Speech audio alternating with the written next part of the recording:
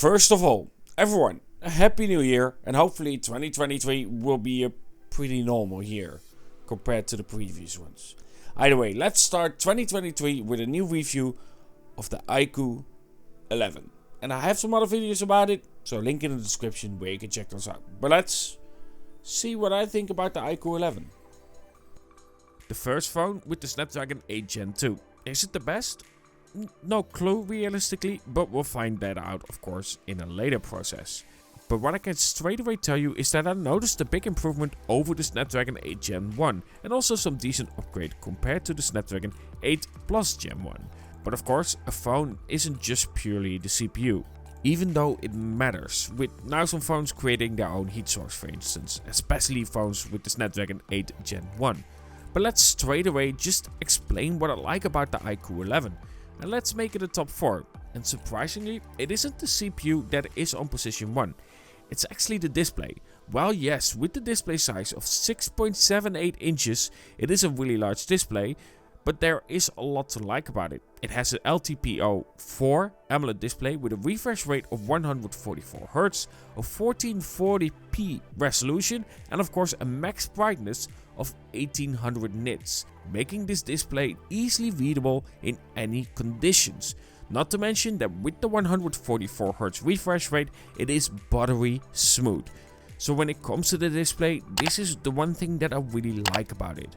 Then of course we have the CPU. Well yes, in 3D Mark it isn't the most stable chip compared to some others, like for instance the Snapdragon 870 inside.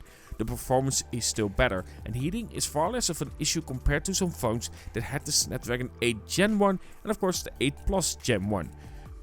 And that in turn also helps with battery life itself, which straight away is funny enough 0.3 battery life. Well again, the display is large. Battery life is solid. I can easily get about 7 to 9 hours of screen on time, though of course it does depend on your use.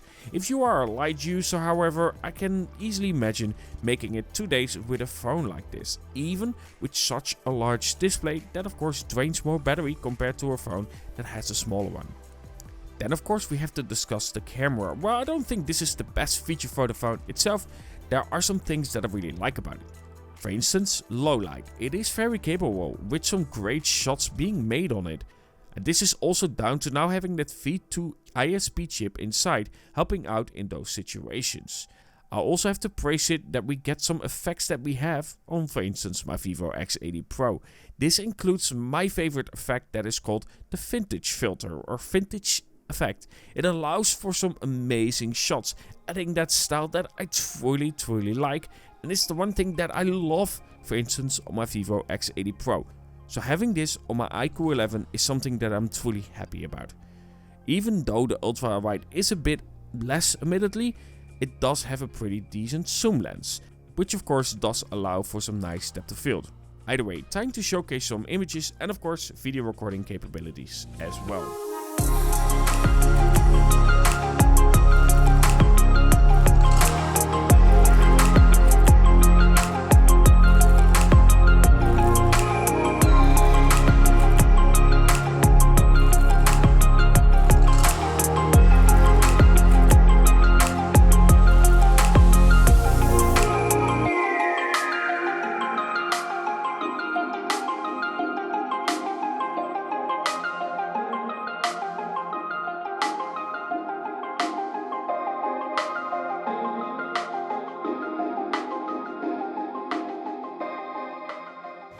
So recording in 4K and 60 frames per second.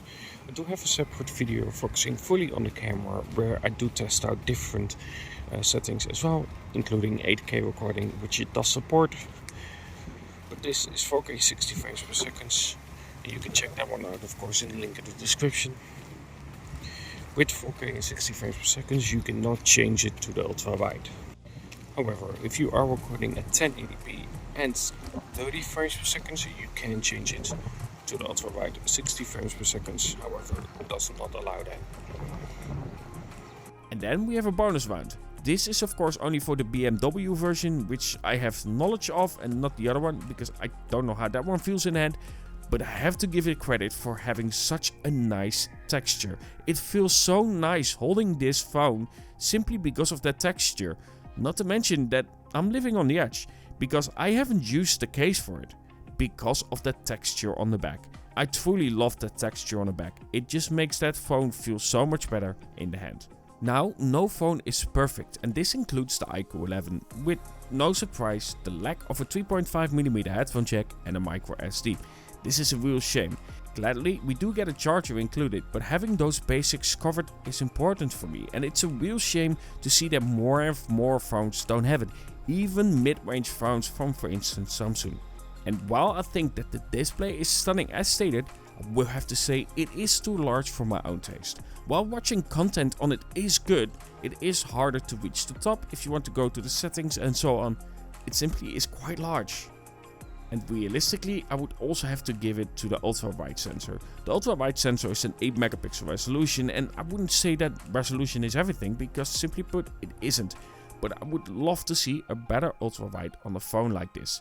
Again, I wouldn't say it's bad. In plenty of situations, I can create some good shots with that ultra-wide sensor, but I can definitely tell that this is the lesser of the three. Talking about three, those were my 3 points of improvements for the IQOO 11 when it comes to things that I've noticed while using it for about a month.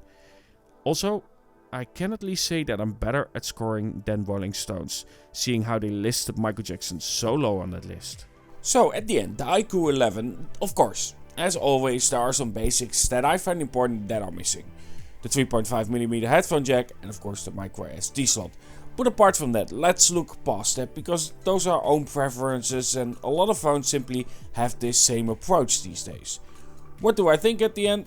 I think overall it's a good phone. Great display, CPU is much better than for instance the 8 Gen 1, especially with heat, and it definitely helps with battery life as well, and overall it does feel like a really comfortable phone. But at the end I will have to say, for the price that you are paying for it, you get a lot of phone and a good experience overall.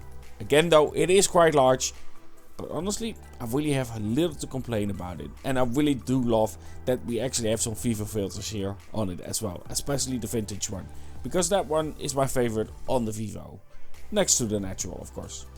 Either way, that was my review of the IQOO 11. If you have any questions about it, let me know in the comments below, and while you're down there, let me know what you thought about the video, and of course don't forget to subscribe and like and hit that bell icon. Either way, have a good one and talk to you guys in the next one.